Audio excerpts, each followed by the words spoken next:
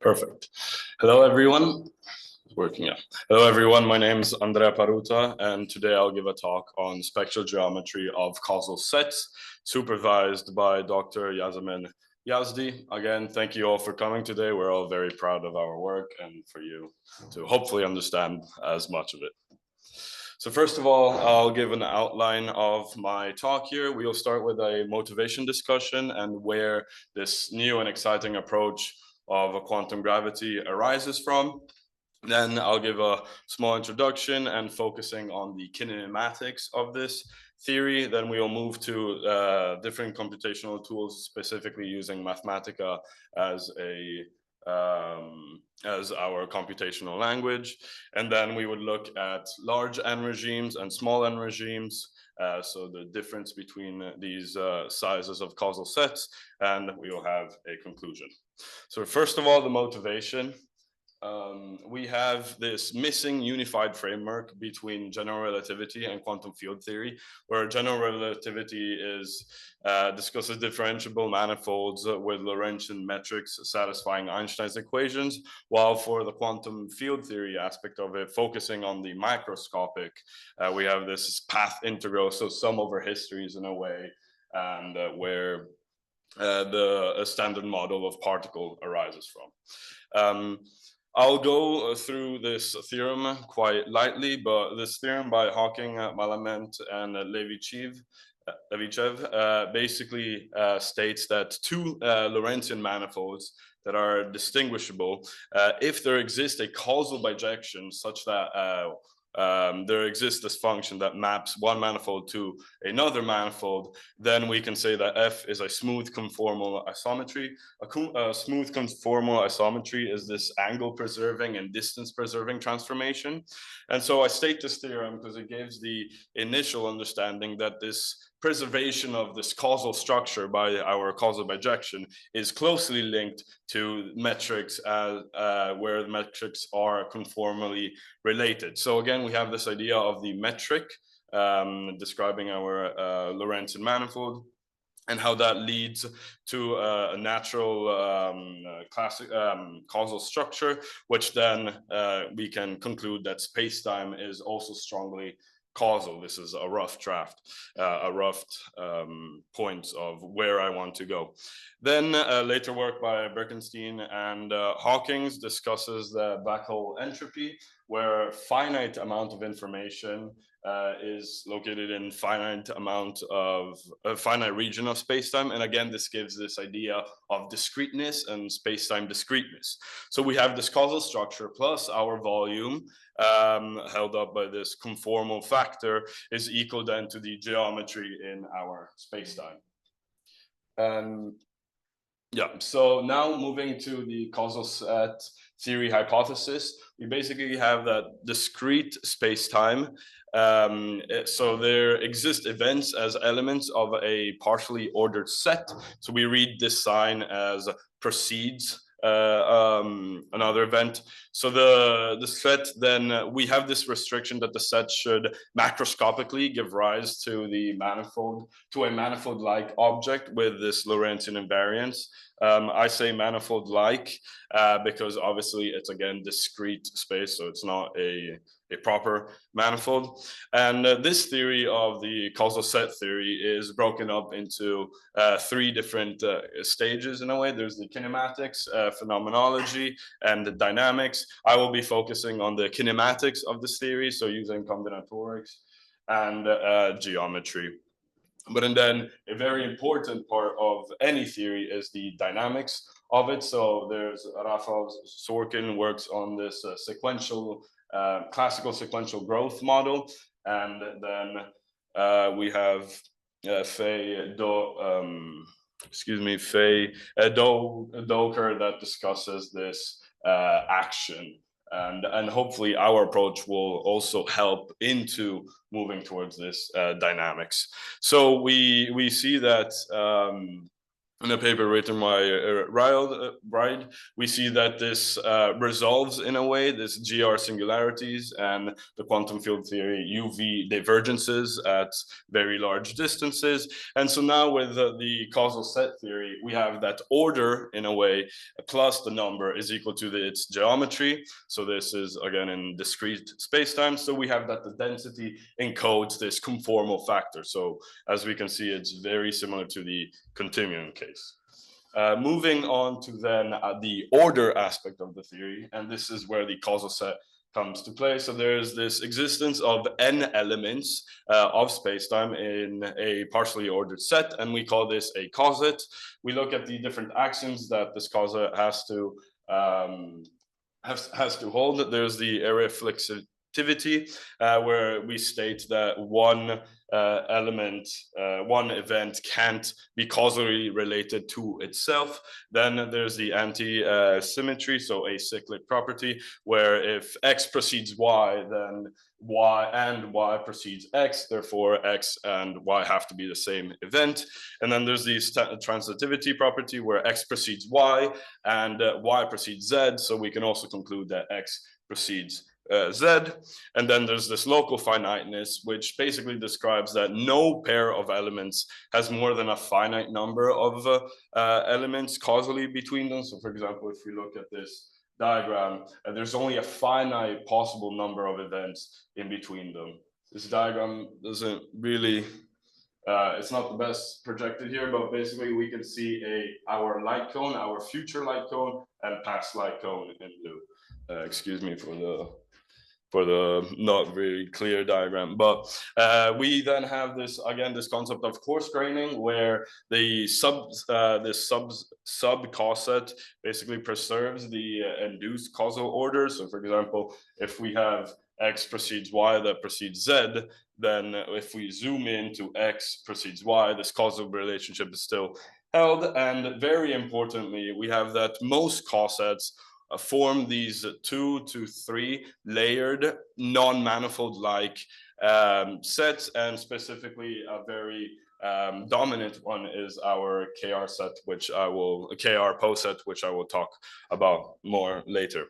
Now we have the number sprinklings, and this is how we are able to produce these larger manifolds. So we have a Poisson sprinkling process, where we basically sprinkle n elements in a continuum region of volume V, and then this for a chosen Lorentzian manifold. I'll give an example later to give more context, but then we have this Poisson distribution, and as we can see, as we bring n to infinity, then we recover our Lorentzian manifold. So these causets can be represented by graphs, so graph theory, which is very useful, and therefore also matrices. And we have our causal matrix and our link matrix, such that we put 1 for when I precedes j, and this then produces a upper triangular matrix. We have its link matrix as well, that only looks at specific links, so specific relations between two events where there's no event in between them. So now we look at this 5-element example. So how do we start? We pick a manifold. In this case, we have a 2D Minkowskian region of space. We do this sprinkling, so this Poisson distribution on it, and it produces, and here we do a sprinkling for n equals 5 elements. And as you can see, each element, again, not the best clarity, but each element has its own light cone. And from the graph theory representation of it, we see from this Haas diagram, we see that A is related to B, which is related to D, and A is also related to C, which is related to E. But B, for example, is not related to E, as E is outside the future light cone of B. So then from this, we can move to this very useful causal matrix. And how we kind of read here is that we have our element A. A, we said before by our first axiom that A can't be related to itself, so we put 0. Again, this is convention. Sometimes we put 1 depending on a different convention. And then we can see that that B and D are both related to A, so 1, 1, 1, 1. For the link matrix, in another way, we would get rid of D and E as A is not directly related to these two events. So now moving to the another very useful property we can get from this causal matrix and causal set is this dimension estimator of the manifold that we sprinkle on.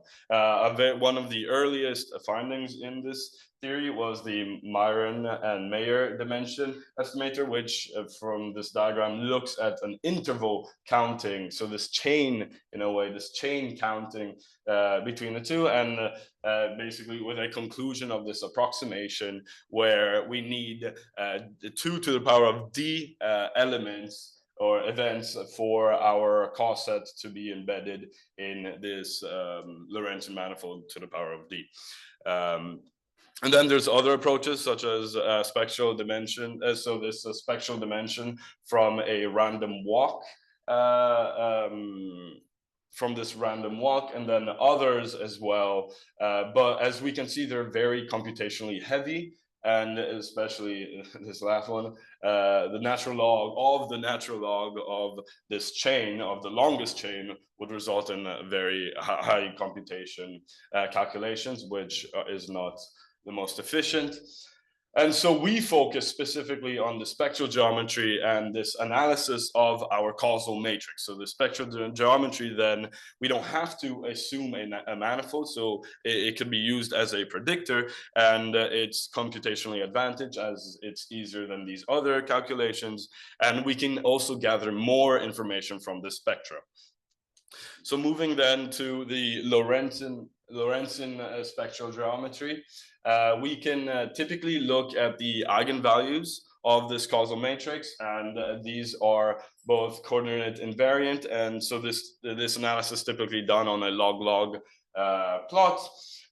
Similar but different to Riemannian spectral geometry is that the whole goal is to find analogous in a way to a Weil's law, which basically connects the eigenvalues to our dimension, so that with the eigenvalues, with the spectra, we could possibly find the dimension of this manifold sprinkling that we do. And again, the spectral geometry carries more information, which is useful than just the dimension estimators, as it carries information about topology, dimension, this distance-like, so time-like properties. So it's a very useful thing. So we used, as I mentioned before, we used Mathematica to calculate these different sprinklings, and these are just examples. So for example, this is a 3D, so 2 plus 1D dimension diamond, as we can see. So we apply a sprinkling, again dictated by this Poisson distribution, and here, for example, we use height 2. So these are 500 events sprinkled on this region of space-time, and then this is more of the graph representation, and we can see that one event is related to the other event, related to the other event, blah, blah, blah. So each of these events have their own light cones, future light cones and past light cones. It's important to also see that we kind of dissect the two regimes. As I mentioned before, we have a large n regime and a small n regime. This large n regime can hopefully, we see this asymptotic scaling power law, and but again, it's more computationally heavy because we have to sprinkle on this huge number of events. And then we also take a look at the small n regime, where the goal is to classify the spectra so that we have so that every causal set has its own in a way fingerprint, algebraic fingerprint. So moving on to our actual research and our findings. So we have this is a log-log plot of descending order eigenvalues.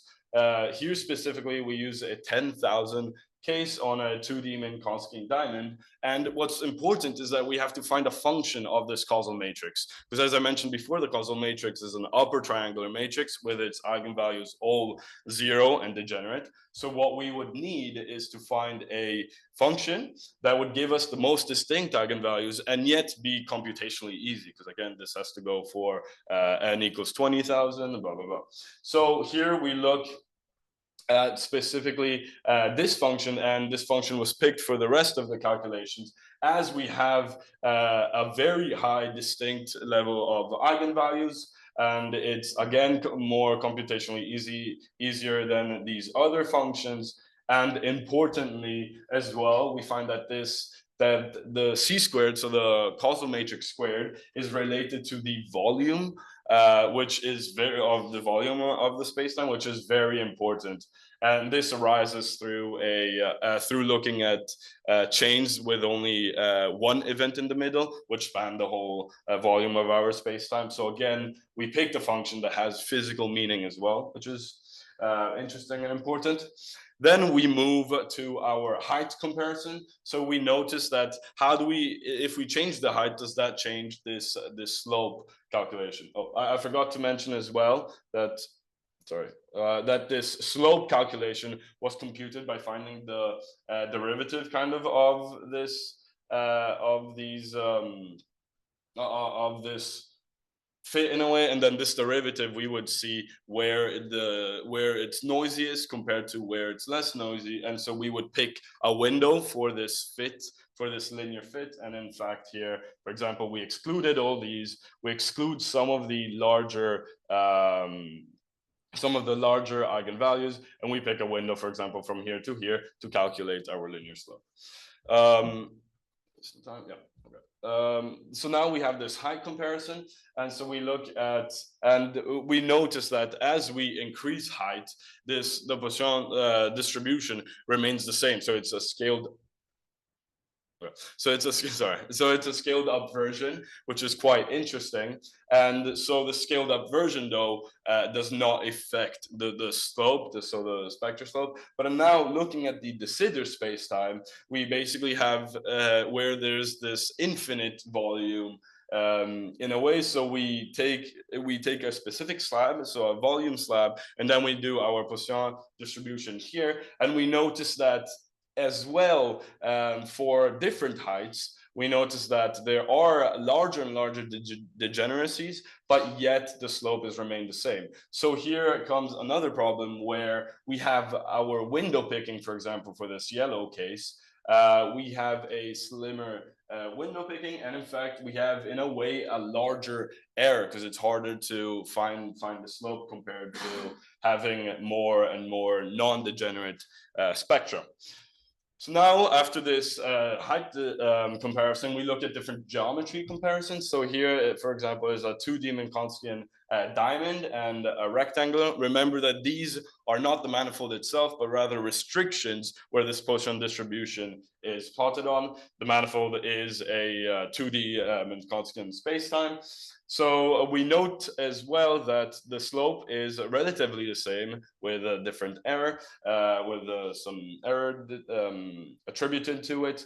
And as well for the 3D case, rectangular, cylindrical, and diamond, we note as well that the slope is relatively the same. But for different geometries, we have to pick, again, smaller window restrictions in a way. So there's different regions basically maintain the spectral slope, and there exists a small visible difference in the large energy, the large eigenvalue spectra, as you can see here. So we have to account for that in our window picking. Moving on to the non-manifold-like cosets. So as I mentioned before, remember the KR sets? These basically dominate the realm of causal sets in a way.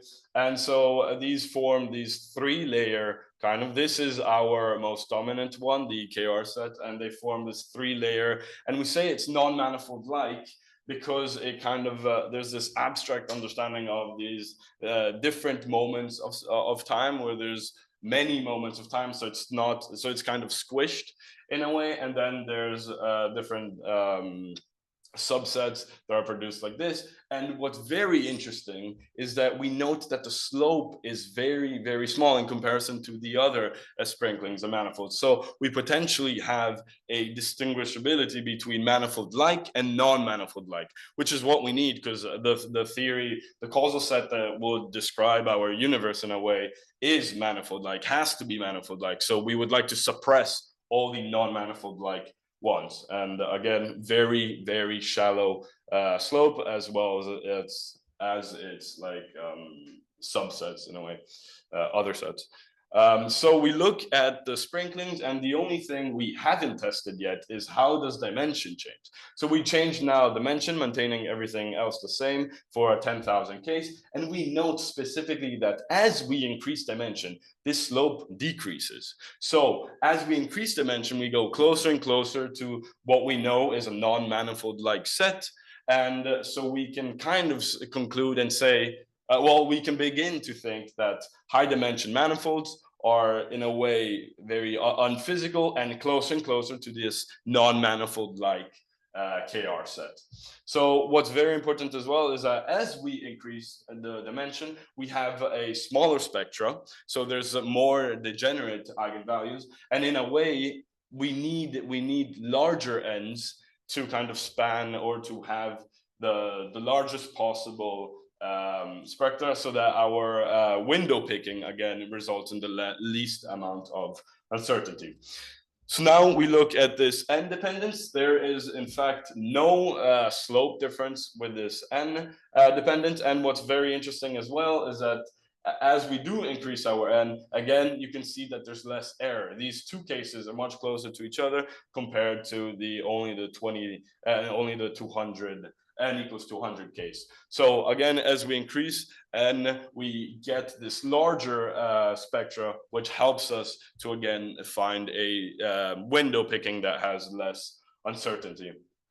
So moving then to the main the main findings of this research. Sorry for the clustered slide, but as we can see, we do a spectral comparison from 2D to 9D. From 2D to 9D, and we see that as dimension increases, our slopes get smaller and smaller and smaller with an uncertainty. And so we plot this power law given by the dimension is proportional to the slope to the power of this negative factor. And we see this power law, we see this clear power law. Again, the error bars are calculated from our slope picking.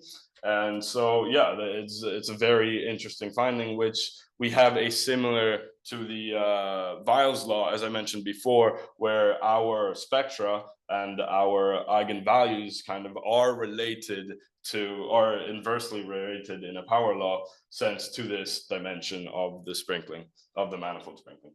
So now we do the same calculation for the de Sitter case, and we note again that there's this same property again with a different factor, and it's quite important. And as we see again, there's this power law. So dimension is proportional to the slope of our spectral geometry to the power of negative and then a factor here. So we look at, now we have these different remarks for the large N regime. Basically, there we see that we can conclude that there is this Weil-like relation that exists as well for Lorentzian spectral geometry. These eigenvalues again are robust under different sprinklings. So as we see, we tested the different changes.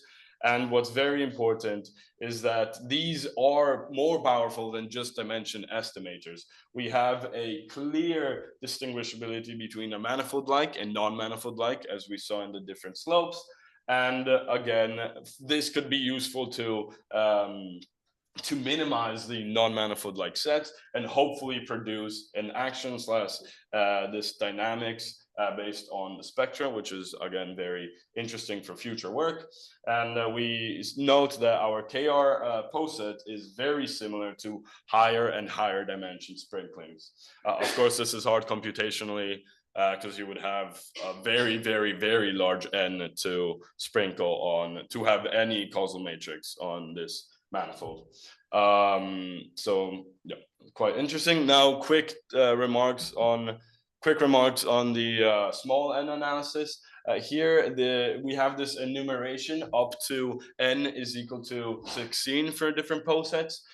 So our whole goal, again, just a reminder, is that we have to find this distinct eigenvalues sets, which are kind of the spectral fingerprint in a way, and these would be possible predictors for maybe posets that are larger than 16. Here we look at the n equals 3 case. So we have 5 different possible causal sets with their own causal matrix.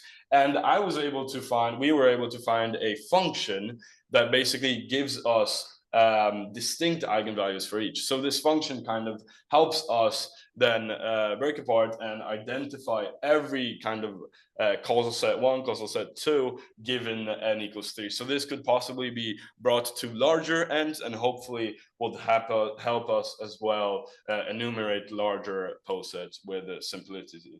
Again, I believe this n to the 16 produces something like 17,000 different sets. So as we scale up, they become very complicated. So the spectral geometry can help us distinguish this. So my main concluding points are basically that from this causal matrix, we can get this dimensional spectrum in a way. So how the slope is again related to the dimension of the manifold we pick to do the sprinkling on.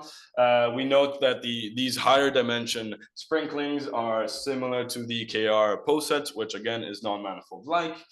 And what's very important as well is that this Lorentzian spectral geometry, which isn't studied much, gives us kind of this tool to describe discrete spacetime where the spectra are gauge invariant as well, because we're looking at eigenvalues, and as well coordinate invariant, which is very important. Then just concluding remarks as well is that we have this potential suppression in a way. So we have this distinguishability between non-manifold-like and manifold-like while just looking at the slope of our spectra, and then that could hopefully be used in, as mentioned before, in action/dynamics approach to this approach to quantum gravity.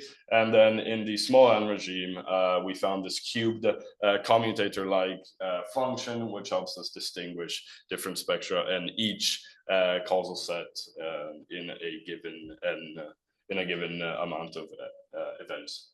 So again, thank you very much for listening to me.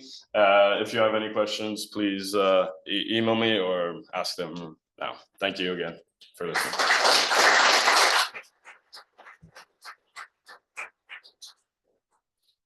Is there any questions in the audience? Perhaps on Zoom. Yep.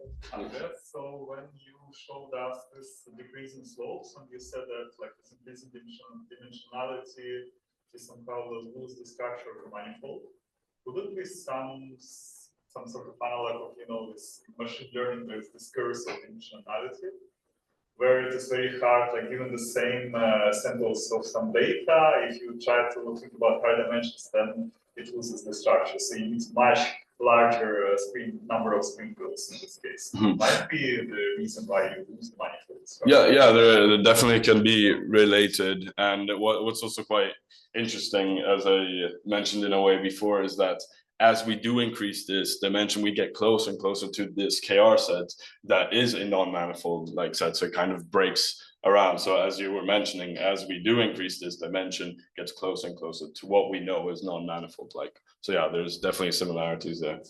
Thank you. Okay. Is there any other questions? Yeah. Did you find specific upper limit on event that defines it as a non-manifold-like?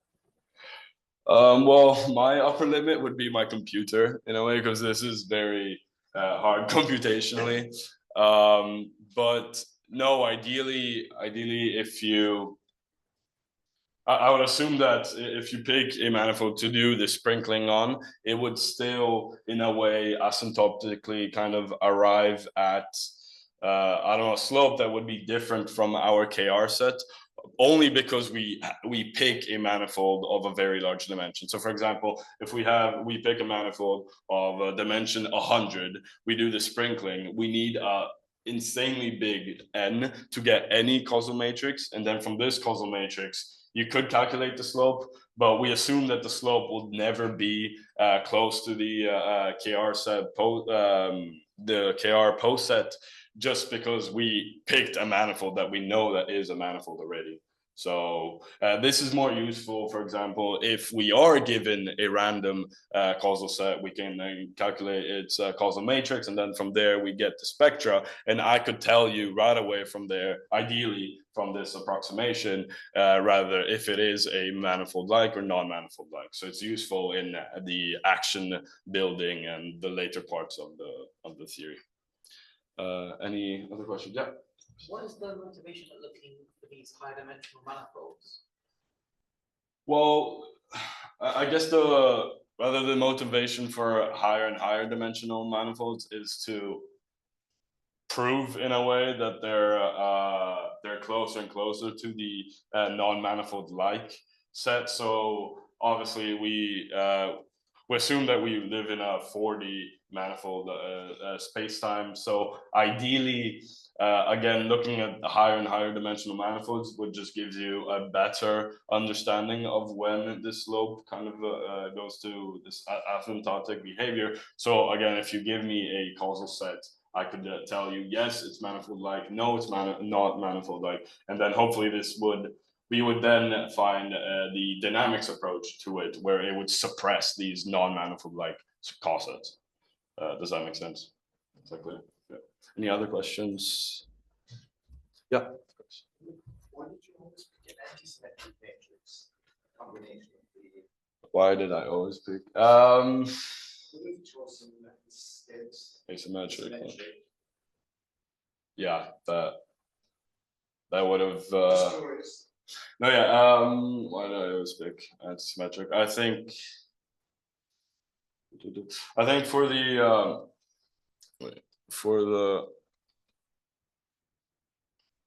in this case, I think I picked this function in a way just because it had this physical meaning to it. So when I was reading different literatures, there's this causal matrix squared in a way that was proportional to this volume. So I decided that it would be interesting in kind of looking at a function like this. And then for the small n, you're correct. If we picked maybe a symmetric combination there, you would also have the same. Yeah, that's true. Might be interesting to look at what the difference between the two. Information is contained in Right. And then again, further, one can look at like the eigenfunctions as well, and that could hopefully give you a better understanding. The main difference is that the anti-symmetric one would have paired eigenvalues here and then the part 0. Mm-hmm.